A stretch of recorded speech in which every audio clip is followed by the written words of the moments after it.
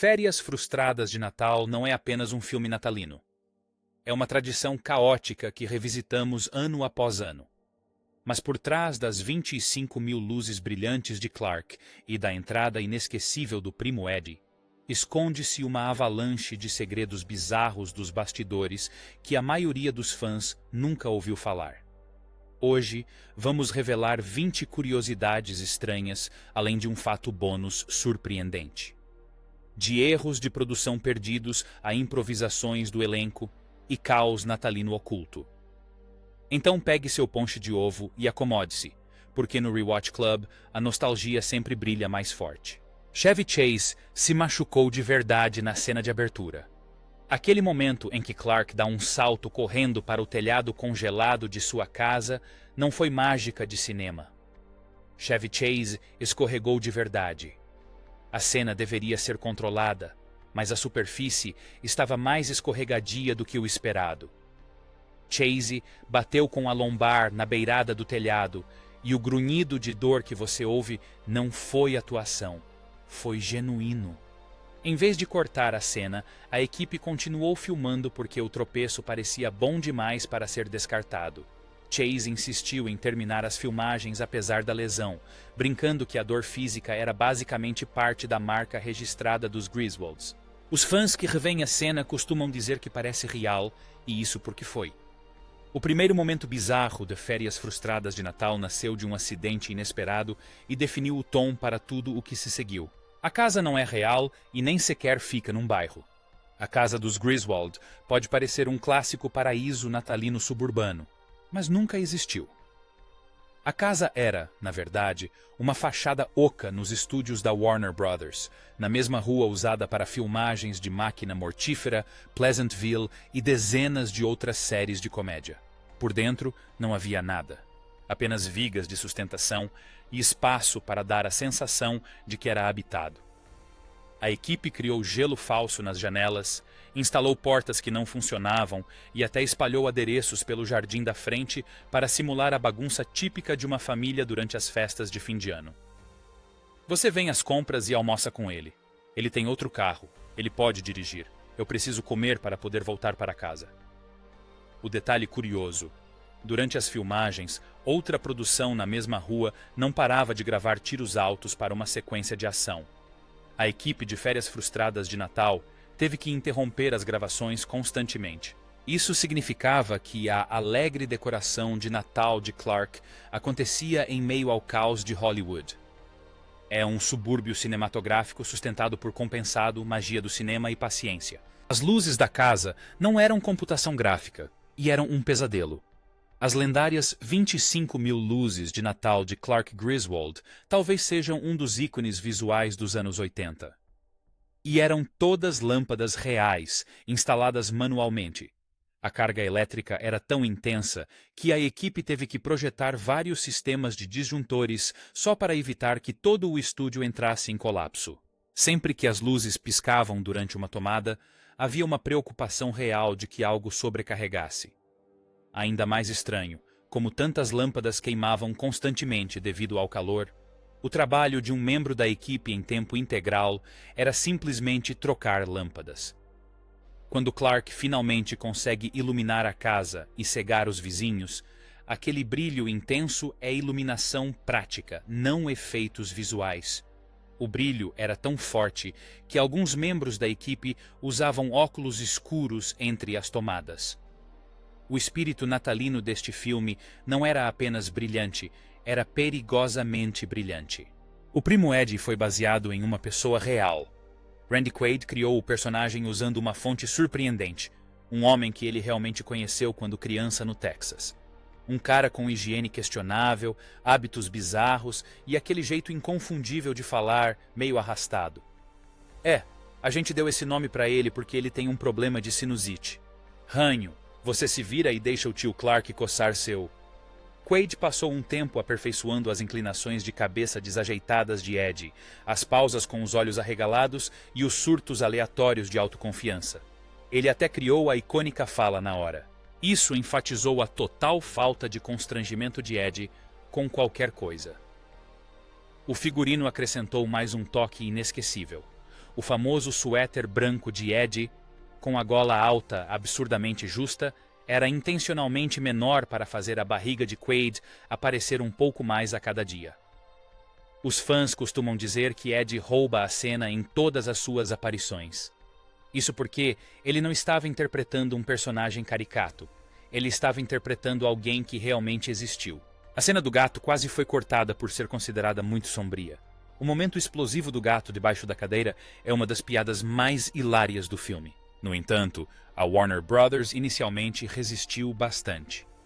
Os executivos do estúdio temiam que a cena fosse longe demais, receando que o público a considerasse cruel em vez de engraçada. Mas os roteiristas lutaram por ela, argumentando que o Natal da família Griswold é construído sobre um absurdo crescente e que a piada precisava ultrapassar os limites para funcionar. O que finalmente convenceu o estúdio? O público de teste adorou. Mesmo aqueles que admitiram que era pesado ainda riram. Eu te disse que você tinha tomadas demais em uma só. Meu Deus! A equipe de adereços criou uma espécie de cadeira oca com tubos de fumaça dentro. A equipe de efeitos sonoros usou uma combinação de fogos de artifício e um chiado gravado para dar vida ao momento. É absurdo, é insano. É férias frustradas de Natal, exatamente como foi concebido. O gesto improvisado de Beverly D'Angelo tornou-se icônico. Quando Ellen Griswold está na janela e mostra o dedo do meio para os vizinhos, o gesto não estava no roteiro. Beverly D'Angelo o improvisou para adicionar um momento de frustração que parecia genuíno para qualquer pai ou mãe sobrecarregado ou sobrecarregada durante as festas de fim de ano. O diretor adorou instantaneamente e Chevy Chase nem sabia que isso ia acontecer. Aquele riso genuinamente surpreso dele é real. O mais engraçado é que, mais tarde, o estúdio perguntou se o gesto deveria ser borrado nas transmissões de TV. A maioria das emissoras se recusou a censurá-lo, alegando que era essencial para o humor da cena. Um momento espontâneo, gravado em uma única tomada, tornou-se um dos momentos mais memoráveis da personalidade de Ellen e um GIF favorito dos fãs décadas antes de GIFs existirem. A cena do esquilo foi uma reescrita de emergência de última hora. Originalmente, o filme planejava usar um esquilo treinado para a perseguição caótica. Mas, no dia da filmagem, o esquilo morreu inesperadamente e tragicamente. Sem um animal reserva, a produção foi interrompida. Eles até consideraram descartar toda a sequência. Em vez disso, a equipe construiu um esquilo animatrônico altamente detalhado da noite para o dia, operado por vários marionetistas escondidos no cenário da sala de estar. Chevy Chase teve que improvisar em torno de seus movimentos imprevisíveis, exagerando suas reações para dar credibilidade ao caos. A equipe disse que não tinha ideia do que o esquilo faria, o que fez com que a energia frenética da cena parecesse genuína. Hoje, é um dos momentos mais engraçados do filme, e só existe por causa de um problema muito estranho no set de filmagem. E sim, a curiosidade que vamos revelar mais adiante no vídeo é ainda mais bizarra que isso. A cena da árvore de Natal foi quase realista demais. Quando Clark arrasta para casa aquela árvore de Natal gigantesca, a piada é que ela é grande demais para a sala de estar. Mas, nos bastidores, a equipe acidentalmente escolheu uma árvore que realmente não passaria pela porta. Os galhos eram tão rígidos e enormes que as paredes do cenário começaram a se curvar. Enquanto forçavam a árvore para dentro, Chevy Chase aproveitou o caos, improvisando metade dos grunhidos e murmúrios que se ouvem na cena. A piada com a seiva também foi exagerada, com as mãos cobertas por uma mistura pegajosa personalizada, feita pela equipe de adereços com cola e xarope, de modo que tudo o que ele tocava realmente grudava nele. No final do dia, a equipe teve que trocar parte do papel de parede da sala de estar porque rasgou sob o peso da árvore. É um daqueles momentos em que a realidade combinou com a piada, talvez até demais. Johnny Galecki foi escolhido para o papel porque se recusava a sorrir. Um jovem Johnny Galecki, anos antes de Roseanne ou The Big Bang Theory, conseguiu o papel de Rusty Griswold. Bem, pai, foi uma boa tentativa. Obrigado, Russ. Fazendo o oposto do que atores mirins costumam fazer, ele não se esforçou demais. As crianças que faziam testes exibiam grandes e exageradas expressões de entusiasmo natalino. Galecki simplesmente encarou calmamente a banca examinadora, respondeu às perguntas com honestidade seca e não forçou um único sorriso. O diretor disse mais tarde que sua expressão impassível era perfeita. Rusty precisava ser o contraponto sério ao caos dos Griswold. Ele também criou um vínculo instantâneo com Chevy Chase, que gostou do timing e das reações naturais de Galecki. Tenho certeza de que também dá muito trabalho, mas se eu estiver no frio e estiver comprometido em decorar a casa... Muitos dos melhores momentos de Rusty, especialmente as expressões de exasperação, foram totalmente improvisados. Os fãs costumam comentar que Galecki parece ser o Rusty mais realista da franquia. Ironicamente, ele conseguiu o papel por ser o garoto menos teatral do grupo. A cena da loja de departamentos foi em grande parte improvisada. A paquera desajeitada de Clark com a vendedora de lingerie, Mary não tinha um roteiro rígido. Chevy Chase foi incentivado a improvisar, e o diretor disse à atriz Nicolette Scorsese para tentar quebrar o gelo com ele, se possível. Sua atuação suave e confiante desconcertou Chase o suficiente para que sua gagueira se tornasse autêntica. Falas como "está um pouco frio lá fora" e "cheirando, sorrindo" foram totalmente improvisadas. O detalhe mais engraçado: Nicolette Scorsese disse depois que teve que se conter para não rir porque as expressões faciais de Chase ficavam cada vez mais absurdas. Inicialmente, o estúdio temia que a cena pudesse ultrapassar os limites da classificação indicativa PG-13, mas o público de teste adorou. Para muitos espectadores, é o exemplo perfeito de Clark Griswold. Charmoso, ingênuo e terrivelmente desajeitado, tudo ao mesmo tempo. Mesmo hoje, continua sendo uma das cenas mais citadas. Foi um momento de pura improvisação de Chevy Chase que entrou para a história dos filmes de Natal. Os encartes do calendário do Advento escondem uma homenagem secreta. Entre as cenas, o filme utiliza tomadas de um calendário do Advento em estilo de livro de histórias abrindo suas portas. Os espectadores casuais apreciam o charme, mas há uma camada oculta. Cada modelo em miniatura dentro das portas faz referência sutil a elementos das memórias de Natal favoritas da infância do diretor Jeremiah Chechik. Uma porta revela uma vila nevada que espelha a rua onde ele cresceu. Outra mostra uma pequena igreja com o formato arquitetônico exato daquela que sua família visitava toda véspera de Natal. Membros da equipe disseram que Chechik tratou o calendário do Advento como uma carta de amor pessoal às imagens clássicas do Natal. Até mesmo a iluminação suave e aconchegante foi inspirada em cartões de Natal alemães antigos. A maioria dos fãs nunca percebe que as cenas adicionais não são decorações aleatórias.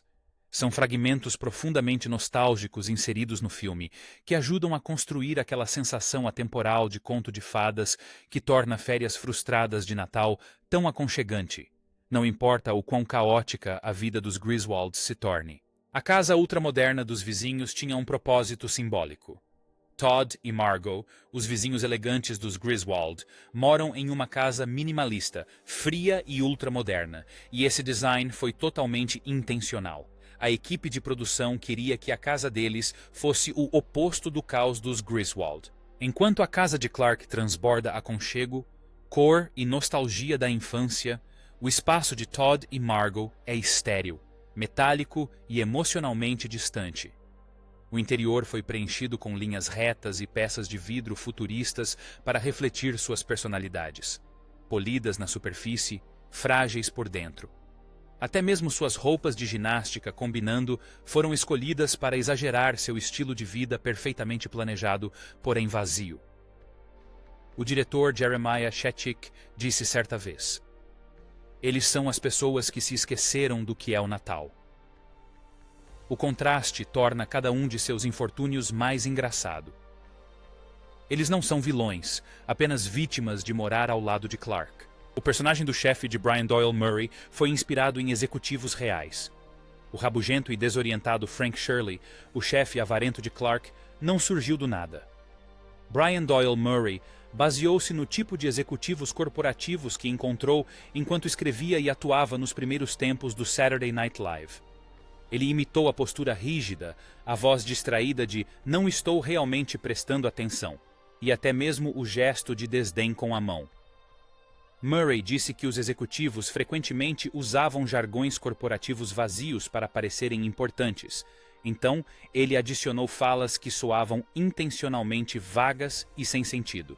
O resultado é um chefe que parece assustadoramente familiar para qualquer pessoa que já tenha trabalhado em uma grande empresa. E a cena do sequestro, os membros do elenco brincaram que era a fantasia suprema de qualquer um que já esperou por um bônus de Natal que nunca chegou. Como disse um membro da equipe, Frank Shirley é a personificação de todos os rabugentos corporativos. A cena da explosão exigiu 22 efeitos diferentes. Quando o gás do esgoto se inflama e lança o tio Louis para o ar, o efeito parece impressionante. Mas foi criado com incrível precisão. Em vez de uma grande explosão, a equipe de efeitos especiais usou 22 microexplosões diferentes, cronometradas em frações de segundo. Eles combinaram jatos de chamas, rajadas de ar comprimido, canhões de detritos e um equipamento de dublê para levantar o ator do chão em segurança. A bola de fogo era tão brilhante que as câmeras precisaram ser equipadas com filtros de proteção. E aqui está a parte mais incrível. O cenário do bairro ficava tão perto de outras produções nos estúdios que os membros da equipe tiveram que garantir aos diretores próximos que não estavam explodindo a rua. O caos controlado deu um resultado brilhante. A cena do ataque de fúria de Chevy Chase foi gravada em uma única tomada. O lendário colapso de Clark, o discurso sobre o Natal mais feliz de todos, é uma das explosões mais memoráveis do filme. Mas aqui está a parte mais incrível. Chevy Chase fez todo o discurso em uma única tomada ininterrupta. O discurso era tão longo que o supervisor de roteiro colou cartões extras com anotações pelo set para ajudá-lo a manter o ritmo. Chase insistiu em fazê-lo com toda a sua energia, sabendo que eles poderiam ter apenas uma tomada utilizável antes que sua voz falhasse. No final, ele estava vermelho, suando e genuinamente sem fôlego. O elenco disse que recebeu ordens para não rir, pois isso atrapalhava as gravações durante os ensaios. A versão final que você ouve não é polida, é o Chevy Chase cru e caótico, canalizando todas as frustrações natalinas imagináveis. Essa autenticidade é o que faz a cena parecer o pesadelo de dezembro de qualquer adulto, só que elevado ao nível de Griswold. O presente que Clark entrega ao chefe é uma piada interna. Quando Clark coloca um presente no balcão, os espectadores mais atentos percebem algo estranho. Todos os outros executivos estão segurando presentes exatamente do mesmo formato e tamanho. Isso não foi preguiça. Era uma piada interna da produção. A equipe de adereços criou 40 organizadores de mesa idênticos, embalados em caixas, porque queriam satirizar o quão repetitiva e sem sentido pode ser a troca de presentes corporativos. Melhor ainda, Chevy Chase improvisou o momento em que tenta combinar sutilmente seu presente com o de todos os outros. Alguns membros da equipe afirmam que a piada do organizador de mesa foi inspirada em executivos reais do estúdio que enviavam o mesmo presente para dezenas de funcionários a cada temporada de festas de fim de ano. A gola alta falsa do Eddie foi feita no set de filmagem. Uma das piadas visuais mais engraçadas do primo Eddie é a sua gola alta fina e preta, claramente visível através do suéter branco. Era o símbolo perfeito de um homem se esforçando demais com pouco. Mas esse visual icônico só existiu no dia da filmagem. Randy Quaid chegou usando um suéter básico, e a equipe de figurino achou que Ed precisava de algo mais ridículo. Eles cortaram um pedaço de tecido preto, moldaram-no em uma gola alta falsa e costuraram nele em minutos. Quaid gostou tanto que exagerou na postura para que a calcinha aparecesse ainda mais. Hoje é um dos memes mais compartilhados de férias frustradas de Natal. A ideia de última hora para o figurino criou, sem querer, uma das cenas mais memoráveis da franquia. Às vezes, a melhor comédia surge da improvisação pura e de orçamento zero. A cena do trenó congelado era originalmente muito mais longa. Clark encerando o trenó de metal com seu verniz experimental de cereal não nutritivo leva a uma das sequências mais insanas do filme. Mas a versão original era muito mais longa e bem mais estranha. Os storyboards mostravam Clark atravessando vários cenários de estúdio em alta velocidade num borrão cartunesco, um parquinho infantil, um lago congelado, até mesmo um cenário de desfile. A equipe acabou cortando a sequência porque temiam que ela quebrasse o realismo do filme, mesmo para uma história dos Griswolds. Ainda assim, as cenas de ação exigiram um sincronismo preciso, cabos escondidos e um trenó projetado para soltar faíscas no momento certo. Chevy Chase disse mais tarde que a parte mais difícil não foi a cena de ação em si, mas sim manter a seriedade. A versão mais curta funciona maravilhosamente bem, mas em algum lugar nos arquivos existe uma versão muito mais radical da aventura de trenó que os fãs talvez nunca cheguem a ver. A dubladora da tia Bethany tinha quase 90 anos. A tia Bethany rouba a cena em todas as suas aparições, desde o juramento à bandeira até embrulhar seu gato como presente. A atriz Mae Questel, voz da Betty Boop e da Olivia Palito, gravou suas falas com quase 90 anos. A equipe de produção temia que ela se cansasse, mas Questel demonstrou tanta energia que a equipe teve dificuldade em acompanhá-la. Ela improvisou várias falas, incluindo sua reação confusa ao peru explosivo. Sua atuação adiciona um toque de magia da velha Hollywood ao filme. Sua voz carrega décadas de história da animação envoltas em um timing cômico perfeito. É um papel pequeno, mas ela traz um calor nostálgico que ninguém mais conseguiria transmitir. Férias Frustradas de Natal ganhou uma arma secreta, uma lenda viva escondida dentro de uma tia excêntrica. O final foi reescrito depois que o estúdio entrou em pânico. O final original do filme era muito diferente do que conhecemos. Em vez de uma caótica batida policial, os Griswolds deveriam enfrentar um enorme apagão no bairro causado pelas luzes de Clark. Mas o público de teste não achou o ato final suficientemente grandioso. O estúdio exigiu algo maior, mais estrondoso e mais insano.